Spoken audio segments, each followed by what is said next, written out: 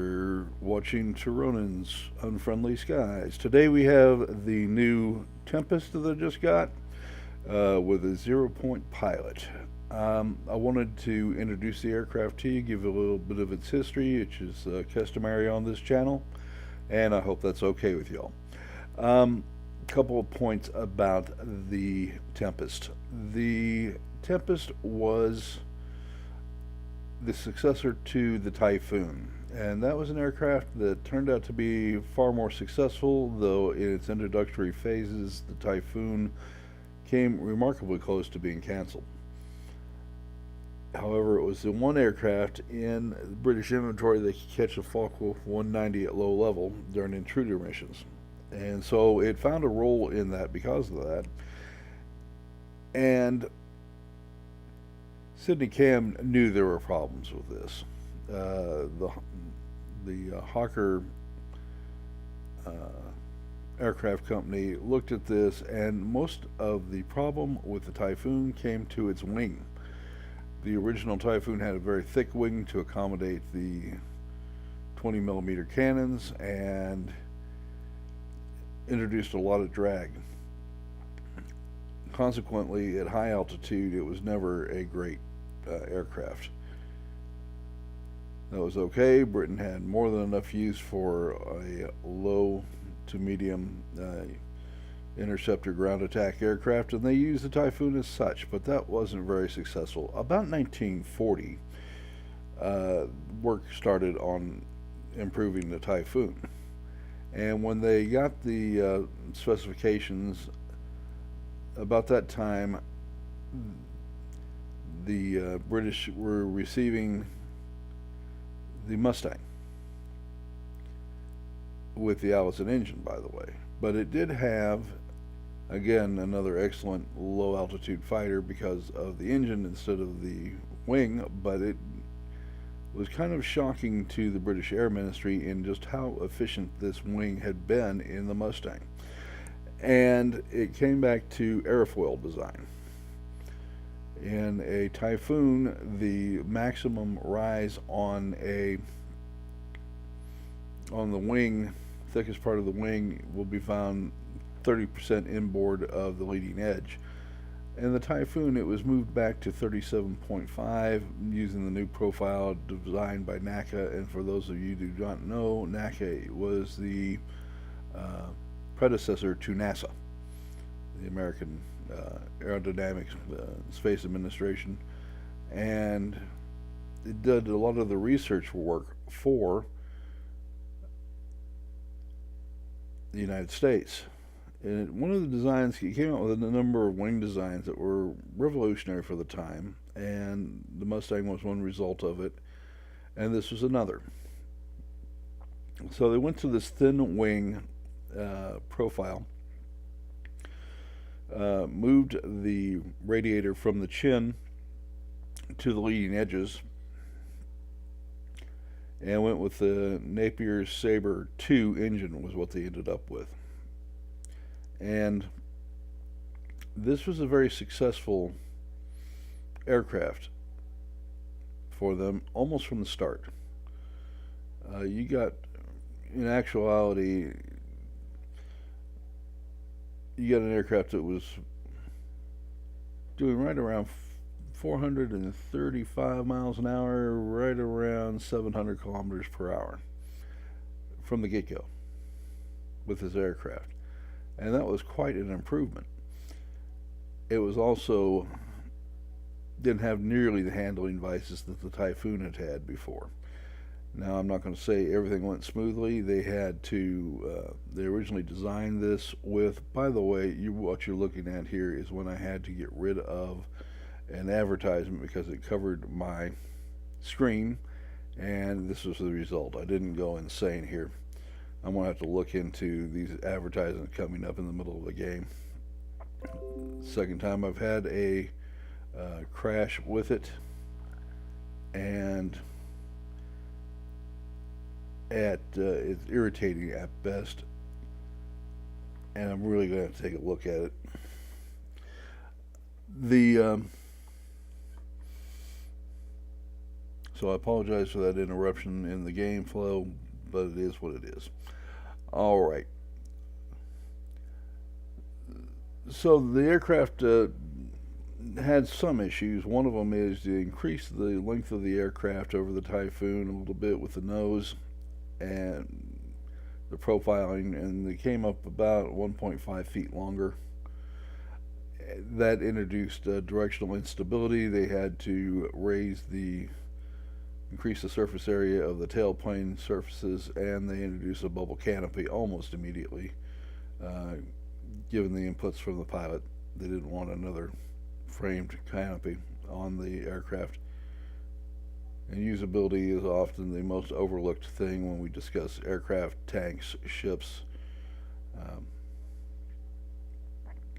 Discussion for another day, but if the crew can't use the aircraft or the ship or the plane effectively, or the tank effectively, the results are you can have great ground hard numbers, but you don't get, it's not as effective in an aircraft. And I will maintain to this day that the real issue with people will talk about the T-34 being this great tank, and it was the greatest tank of World War II, and so forth and so on. But unfortunately, for arguments of proponent, the two tanks met in Korea, where they turned out that the Sherman was the better of the two tanks. Did it have better numbers? No. What was the difference? Well, better radio, better crew ergonomics, better sight lines,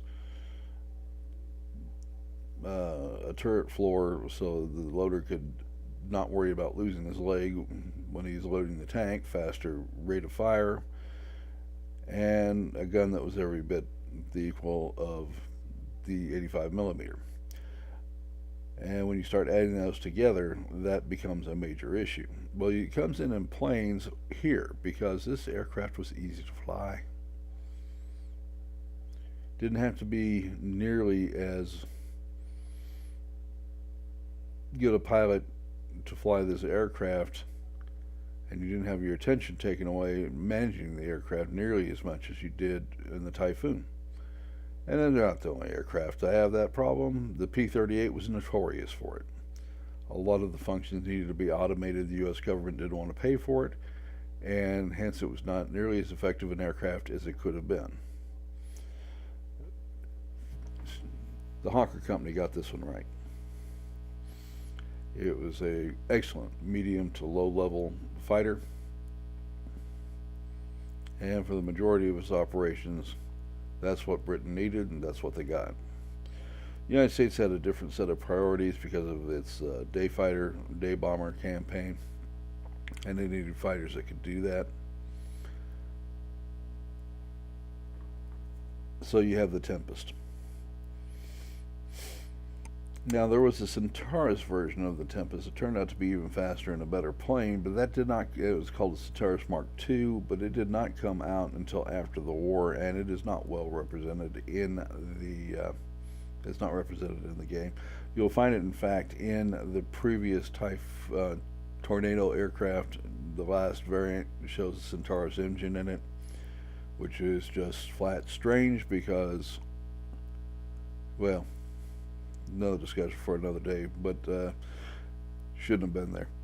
All right, so when you look at this aircraft as it applies to the world of warplanes, it's got a 10.7 with a pretty standard setup with 0-point pilot. Now you get a pilot with aerodynamics in there, marksman 1 and 2.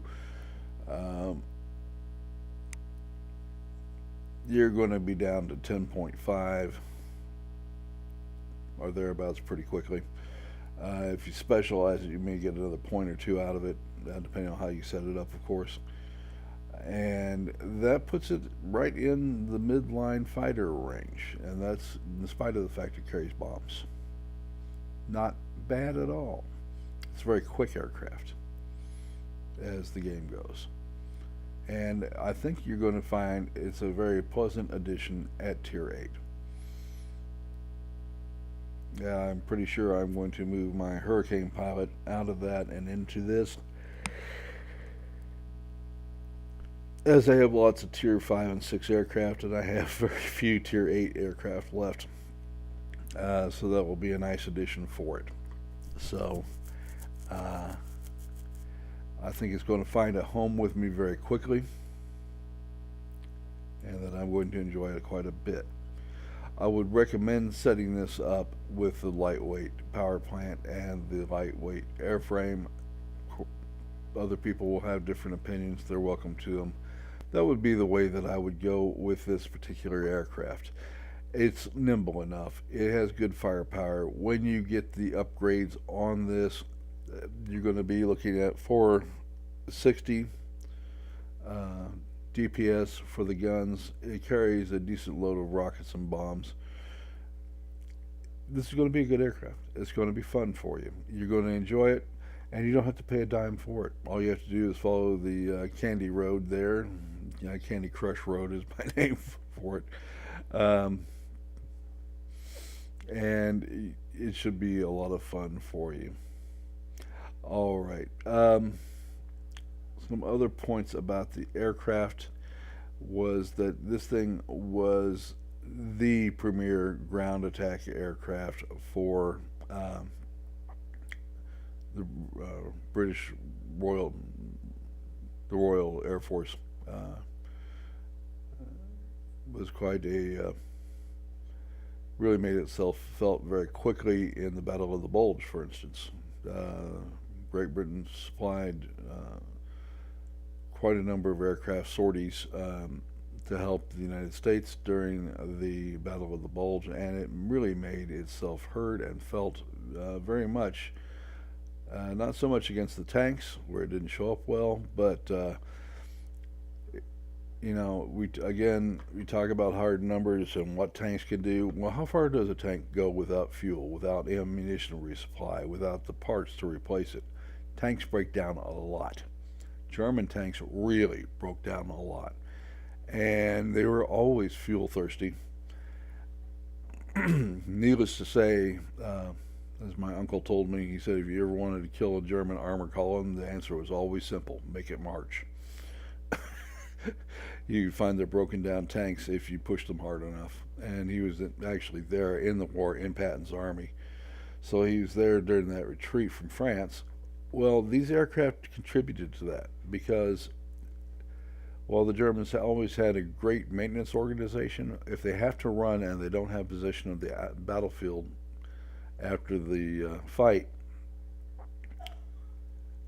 you have to leave the tank behind.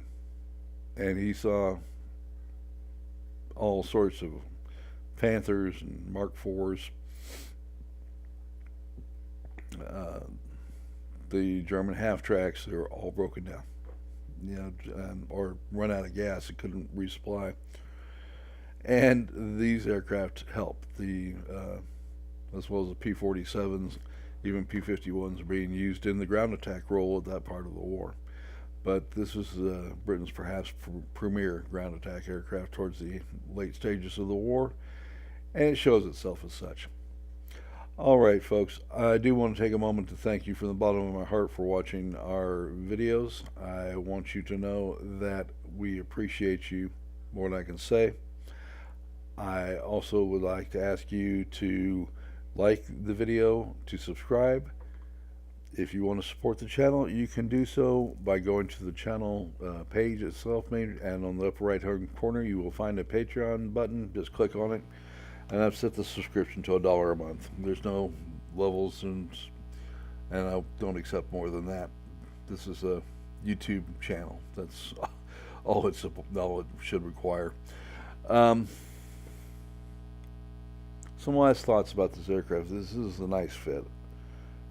I thought the Typhoon was an excellent fit at Tier 4, and in fact it's my only Tier 7 aircraft, and I'm not getting rid of it for that reason. But the Tier 8 will be very nice, and I look very much forward to the Seahawk being next. If it continues along this line, I think it'll be a great addition to the game. I think you'll really enjoy the aircraft. It's not an aircraft that you want to take up against a turn and burn, but again, there's an awful lot of 10-point something fighters in the game. This aircraft will do fine against. You add to it the versatility of the bomb load, and it gives you a great deal of flexibility and fun. Now, it's hard for me to judge a lot because I haven't got a 5-point pilot in there, let alone the 7-point pilot, which I consider my base standard for aircraft comparisons. And I'm not a supported channel from World of Warplanes, so it'll have to come out of my pocket when I do that. So I'm kind of reluctant to go spend money on that sort of thing.